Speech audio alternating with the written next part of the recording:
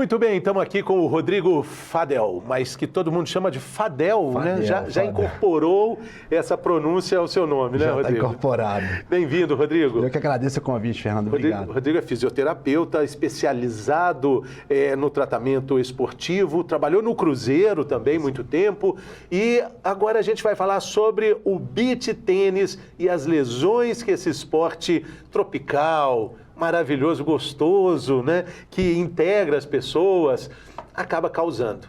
Perguntei para o Rodrigo como é que estava o consultório, como é que está? O consultório está cada vez mais preenchido com atletas de beach tênis, praticantes de beach tênis aí. Por quê? Parece tão simples. Pois é, cara, o beach tênis é um esporte extremamente inclusivo, né, Fernando? Que a gente comentou anteriormente aqui fora do ar, e as pessoas estão entusiasmadas, vamos colocar assim, com a prática do esporte, né? Primeiro, acho que pelo ambiente, que é muito gostoso, muito agradável, e segundo, pela facilidade de você encontrar parceiros para a prática esportiva. Só que o indivíduo muitas vezes não está preparado para aquele ambiente ali. Pensando na questão do piso, né, na areia, questão da estrutura física para a prática do esporte, e como as pessoas acabam empolgando um pouquinho, acabam jogando mais do que aguentam, vamos colocar assim.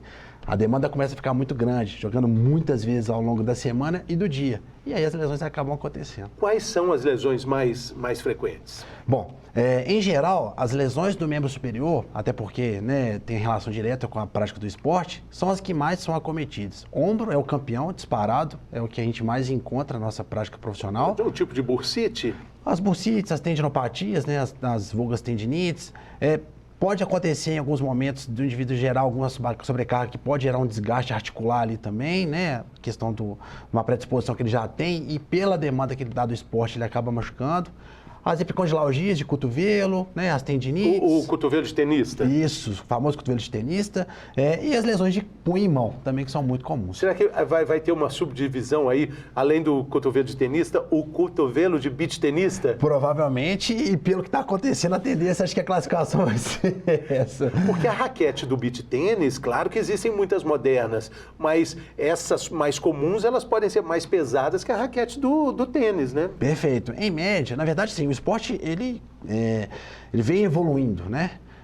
Ele começou na década de 70, lá na Itália, e ele chegou aqui no Brasil na década dos anos 90, 2000, né? Ali no Rio de Janeiro. E de lá para cá ele começou nesse processo de evolução. E como todo maquinário, né, em termos esportivos, também houve evolução das raquetes. Hoje a raquete pesa em torno de 200 a 300 gramas. Mas não é só a raquete o problema. É o movimento. Isso, é a questão mecânica do movimento. A bola é levinha. Isso, a mais bola leve, é mais leve que a do tênis. Que a do tênis, isso. Macia. Então tem a ver com a empunhadura, com a questão posicional, postura para a prática do esporte, se o indivíduo está forte o suficiente para praticar aquele esporte. Então são essas nuances que a gente acaba discutindo mais. Porque aí que o que a princípio é uma grande solução, acaba se transformando num problema também, né? Porque é democrático. Você pergunta, você já jogou? Não, nunca. Vem cá, você vai jogar. E a pessoa joga. Por exemplo, se for tênis mesmo, de quadra, não tem jeito. Você joga? Não, não joga. Ah, legal, obrigado. Beach tênis, não. Vão começar agora. Exatamente, porque o gestual do esporte ele é muito simplório, assim. Claro que você vai evoluindo, né, com a medida da prática, mas o indivíduo que nunca praticou, ele consegue brincar, ele consegue rebater e cria gosto. Mais do que isso, eu, por exemplo, sou testemunha disso. Comecei a jogar no condomínio lá de São Paulo e comecei a ganhar, inclusive. Eu falei, eu sei jogar, eu nasci pro beach tênis. É isso. Eu acho que todo mundo pensa isso, né? Exatamente. Só que muitas vezes o indivíduo, ele entusiasma numa condição física aquém para a prática do esporte, sim, né? Sim. E aí, cumulativamente, a gente gera algum probleminha aí. E existe todo o ambiente, né, que envolve o esporte, como você disse, né, da convivência, mas também tem, para as mulheres, tem uma gargantilha, um colarzinho de beach tênis, tem pulseira, tem milhões de coisas que a indústria acabou achando. É um lifestyle. Lifestyle, né? A palavra é essa, lifestyle do beach tênis.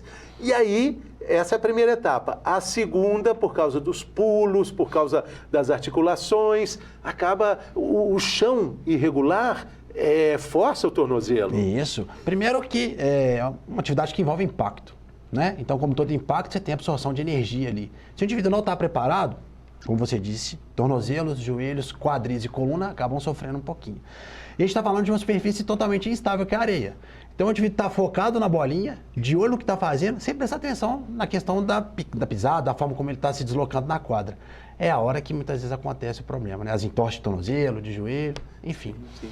Bom, vamos dar uma dica importante para quem está acompanhando a gente, que é fã de beach tennis ou que está pensando em começar. Pode começar sim, é muito bom e é muito melhor do que a inatividade, né? Sem dúvida. O que a gente quer é que você não se machuque. Por isso a gente tem as dicas boas aqui. Isso. O que é preciso prestar atenção, em quais detalhes o novo praticante e até mesmo o regular precisa prestar atenção para evitar algo que vai paralisar o esporte? Primeiro que a gente está discutindo muitas questões dos problemas que o esporte traz, mas todo esporte traz problemas. Mas o beach tennis traz maravilhosos benefícios físicos, cardiovasculares, mentais, né, pela sociabilidade do esporte, enfim.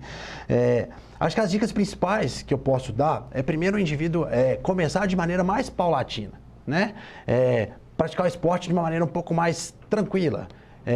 Começar de maneira recreacional mesmo, 1, 2 vezes por semana ali, entender um pouquinho do gestual, se for possível, pedir auxílio de um professor ali de beach tennis. Hoje, você tem, a maioria das quadras tem um professor que trabalha com a instrução do esporte, tipo de pegada, a forma como você se desloca na quadra, a questão do posicionamento em relação a receber ou atacar a bolinha, enfim. Então, essas dicas são muito importantes. Porque elas vão também ajudar a evitar as lesões? Sem dúvida, sem dúvida. Prevenção de lesão é um somatório de fatores. Isso, é um somatório de fatores. É a questão do gestual do esporte, né? Então a empunhadura na raquete, a sua postura para receber a bola ou atacar a bola, a sua postura em termos de membro inferior no deslocamento ali da quadra, né? A questão do trabalho de força muscular, e aí uma dica que eu poderia dar, isso serve para a maioria dos esportes, mas para o beach tennis cada vez mais, é a questão de fazer um trabalho de força prévio. Então, o trabalho de musculação ajuda muito para o praticante de beach tennis. Então, quanto mais forte você estiver, menor a chance de você acabar machucando. Aquele exercício de fortalecimento do tornozelo, isso, né? que a gente chama de trabalho de propriocepção, né? De estabilização, é muito importante também, pensando na areia, né? No piso. Então, esse somatório de fatores é muito importante para a prática do beach tennis. Agora, em quanto tempo você acha que a pessoa pode evoluir? O que você recomenda? Você falou aí algo muito importante, as pessoas começam a exagerar na quantidade de horas e de dias, né, praticando o beach tennis. Sem dúvida. Eu acho que assim, tudo é um processo meio que individualizado, né? O que necessariamente é bom para mim não é para você, mas quando a gente pensa de maneira um pouco mais geral, eu acho que em uma média aí, em torno de 2, 3 meses, o indivíduo já está numa condição muito boa para a prática do esporte. E associado a esses fatores que a gente comentou anteriormente de estímulos preventivos, a chance de ele machucar é muito pequena, né? Sim. Agora, se ele não fizer nada, ele aumenta muito o risco da lesão. Se ele começar a jogar demais, se a demanda for muito grande, começar a exagerar, né, não só nas horas praticadas, mas nos dias praticados, sem fazer nenhum trabalho preventivo, né, de força, de propriocepção, igual a gente disse, aí ele começa a aumentar a chance de machucar. Tem essas ondas todas, né? Recentemente, e ainda é uma febre, o CrossFit, né? Ele também acabou causando... Quem pratica fala que não, mas os fisioterapeutas sempre dizem que... Na verdade, a gente tem chama de relação capacidade-demanda, né? A gente tende a colocar a culpa no esporte, né? Como um grande vilão. Não necessariamente. E o CrossFit meio que pegou essa fama. O problema não é o CrossFit. É a falta de estrutura e condição do indivíduo para a prática do CrossFit sem uma boa orientação. Então, vamos supor, eu nunca pratiquei CrossFit, quero fazer uma aula e colocar cargas muito grandes, saltar obstáculos muito altos, ou fazer uma demanda muito grande que foi colocada naquela aula daquele dia. A chance de eu machucar é grande. Se eu começar de maneira um pouco mais tranquila, paulatina, respeitando os meus limites, a chance de machucar é muito pequena. Tem uma notinha aí que eu quero ler sobre uma brasileira, uma conquista da brasileira. A gente vai falar sobre ela daqui a pouco, já que a gente está exaltando aqui o beach tennis, para a gente falar que o Brasil está indo muito bem, né? Está indo muito bem também. Agora, a questão do CrossFit, do beach tennis, essa orientação do fisioterapeuta é muito, muito interessante, né? Muito. Outro dia eu vi alguém falando que tem uma academia, que a pessoa faz uma academia de CrossFit, mas que os instrutores são fisioterapeutas. Isso faz toda a diferença, né? Hoje a gente levanta a pauta da avaliação fisioterapêutica pré-participação no esporte. Então, se você passar por um crivo avaliativo, você vai levantar as alterações ou déficits que você tem e, em cima deles, você trabalhar para evitar a lesão. Então, eu sempre oriento para os meus pacientes, para os meus atletas o seguinte: é muito importante avaliar e monitorar a evolução dessa avaliação, ou seja, fazer reavaliações periódicas para ver se aquilo que a gente propôs para o tratamento, para a prevenção de lesão está acontecendo. Sim, o atleta de destaque do beach tênis que eu queria falar é do beach tênis no Brasil, a carioca Joana Cortez. Você conhece ela? Não conheço pessoalmente, mas acompanhei a questão das conquistas. E um outro, até mandar um abraço para ele, ex-jogador de futebol, Rafael Moura, o He-Man. Ele migrou agora pro beach tênis, foi meu paciente, tá morando agora, tá erradicado no Rio de Janeiro lá. Que e tá legal. super bem no beach tênis. Que bacana. Eu só não gostava que ele fazia muito gol no Cruzeiro, né? Eles ganharam o primeiro lugar de um torneio que teve atletas do mundo inteiro. Isso, foi o campeonato mundial. Muito bacana. E você acha que essa evolução, ela vai, tipo, um dia o beach tênis vai ser um esporte olímpico? Se você perguntar para o praticante apaixonado hoje, ele vai falar que sim, quer que aconteça, né?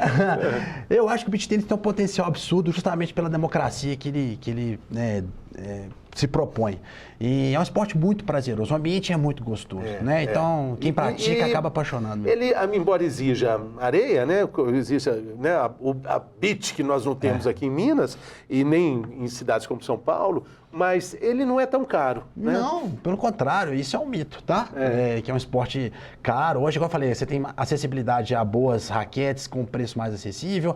A vestimenta é uma vestimenta leve, né? São roupas leves, você joga descalço, ou seja, diferente da corrida, você precisa investir num tênis bom, exatamente, né? Que muitas vezes é caro. Por falar em mitos e verdades, a gente tem aqui o quadro Mitos e Verdades sobre o beach tênis e sobre lesões de uma forma geral, tá? Então, a gente funciona assim, eu te pergunto, quer dizer, não é que eu pergunto, eu falo uma frase. E aí, ela está relacionada com lesões e recuperação também, de uma forma geral. Aí você fala, ok, é verdade, ou isso aí é mito, tá bom? Combinadíssimo. Então vamos lá, vai começar.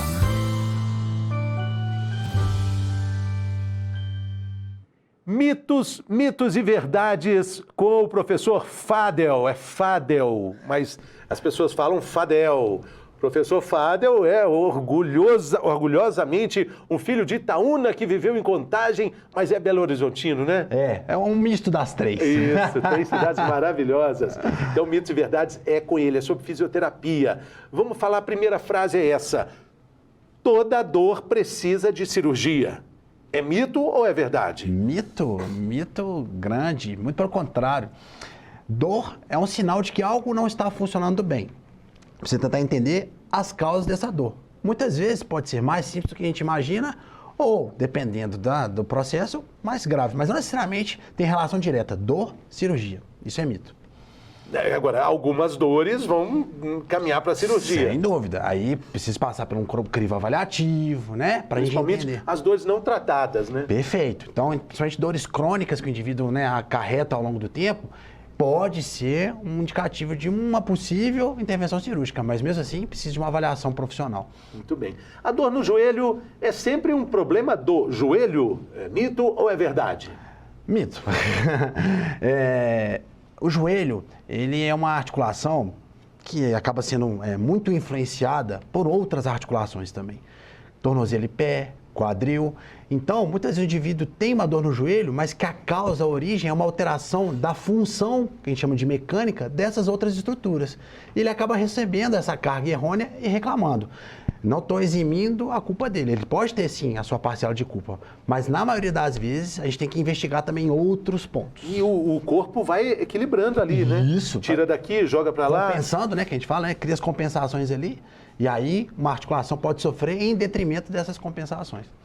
Dor exige a limitação dos exercícios? É mito ou verdade? Bom, parcialmente verdade, né? A gente fala que assim, a gente precisa ter alguns cuidados quando o indivíduo apresenta dor, mas a gente não tem que deixar de fazer o exercício. Precisa fazer o exercício de maneira mais controlada, mais randomizada. O que é isso? Respeitando carga, ângulo, mas movimento é vida. Então, deixar de fazer é problema, porque eu gero atrofia, gero fraqueza, e aí eu posso piorar meu quadro. Aquela velha desculpa, né? Ah, eu não faço ginástica porque eu sinto dor. Na verdade, a pessoa sente dor porque não faz ginástica. Perfeito, é exatamente. E muitas vezes é preciso vencer ali, chegar no limiar da dor e fazer o exercício, porque isso vai ser remédio para a dor. Isso. Cerca de 70% a 80% da proteção de qualquer articulação no corpo, quem dá é músculo. Então, se o músculo está forte, aquela articulação está sendo protegida. Se ele está fraco, a articulação está sofrendo. E a chance de machucar aumenta muito. A outra questão é essa: devo tomar remédio para dor no joelho? Mito ou verdade? Mito? Pelo amor de Deus. Medicamento, ele só é paliativo, né? Se eu pensar que todo tratamento álgico, tratamento de dor, ele tem que ser vinculado a remédio, eu nunca vou entender a causa daquela lesão, daquele problema. E aí eu vou estar só mascarando, né?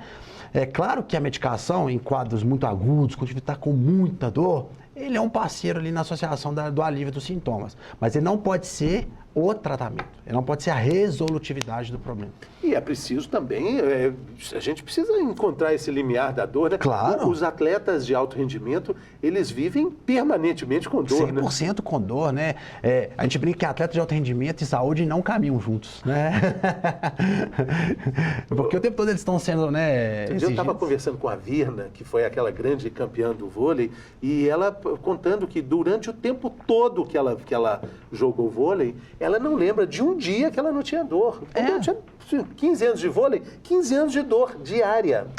Eu né, que lido com atletas de alto rendimento na minha rotina profissional, eles estão o tempo todo tentando administrar a dor para continuar treinando e praticando o esporte. É isso, né? Alto rendimento, a demanda é alta e, obviamente, o corpo ele sofre ali. Mas os indivíduos normais, meros mortais, a dor não precisa estar no convívio diário. Mas tem aquela dor boa, né? Tem. Aquela dor de, missão cumprida, né? Isso, a gente chama de dor muscular tardia ali, né? Que eu fiz um esforçozinho, tá ali, tô lembrando que eu tô... Essa dor é maravilhosa. Essa dor é ótima. Ai, que bom. Já fiz, hoje já não tenho que fazer mais, só amanhã agora, né? A outra questão é essa: dor no joelho é causada apenas por lesão. Mito ou verdade? Não, mito. A dor no joelho, igual eu disse anteriormente, vou até ser um pouquinho repetitivo, ela pode ser uma consequência de alguma alteração mecânica. Vou dar um exemplo prático. Se eu piso muito para dentro, o meu joelho tende a se adaptar a essa pisada para dentro. E ele pode acabar sofrendo alguma sobrecarga e gerar dor. Mas não necessariamente o problema aí é do joelho, igual eu disse. O problema está lá na pisada. Então eu tenho que corrigir aonde? A pisada para aliviar essa sobrecarga no joelho. Sim. A outra é parecida com o que a gente já falou: quem tem dor não deve se exercitar. Mito ou verdade? Mito. Pelo contrário, deve se exercitar, só que com orientações específicas, como a gente disse anteriormente, né? Então, respeitar carga, ângulo. Vou dar um exemplo muito prático. Quando o indivíduo tem dor no joelho, uma das coisas que ele mais escuta é: você não pode agachar. Ferrou, desculpa a expressão. Eu agacho para sentar, eu agacho para entrar no carro, eu agacho para ir no banheiro, né? Rotinas fisiológicas e funcionais do meu dia a dia. Como é que eu não vou agachar? Eu preciso agachar, só preciso treinar aquele agachamento para que não deixar de fazer. Sim, né? Sim, exatamente. E onde dói, acaba forçando mais ainda, né? Tipo, quando a gente machuca a ponta de um dedinho, sempre vai mostrar, a gente sempre vai machucar esse... Parece que atrai, né? Pois é. Bom, eu queria te agradecer muito a sua presença aqui, foi ótimo. Acho que a gente deixa uma mensagem positiva para quem joga o beach tênis, mas de atenção também, né? Eu que agradeço o convite, fiquei muito feliz quando vocês me convidaram. Espero ter ajudado, né, um pouquinho. E, por favor, pratiquem esporte de maneira geral e cada vez mais se adequem ao beach tênis, que é um esporte sensacional, muito democrático, que a gente gosta muito. Sim, sempre, com certeza. Muito obrigado. Eu que agradeço. Bom, eu queria agradecer também a sua participação no programa, você que acompanhou a gente até aqui, e pedir que você mande suas mensagens também. Nós temos o WhatsApp agora, olha o número aí, é o 3199795-1990. Até a próxima, pessoal.